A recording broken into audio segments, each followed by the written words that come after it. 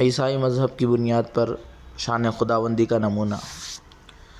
معاذ اللہ نصارہ کہتے ہیں کہ خداوند ذوالجلال نے اپنی شان رفعت و اجلال سے اتر کر اور اپنی پیدا کی ہوئی باندی مریم کے پردہ رحم میں نزول فرمایا، ایک عرصے تک وہیں مقیم رہا، پردہ رحم ہی میں اپنی باندی کے بطن سے غذا حاصل کر کے نشو و نما پاتا رہا، اور جس طرح اس کے تمام بندے شکم مادر یعنی ماں کے پیٹ سے پیدا ہوتے آئے ہیں، اسی طرح وہ بھی ایک روز اپنی باندی کے پیٹ سے پیدا ہوا اور عرصے تک اس کا دودھ پیتا رہا اور اسی کی گود میں پلتا رہا۔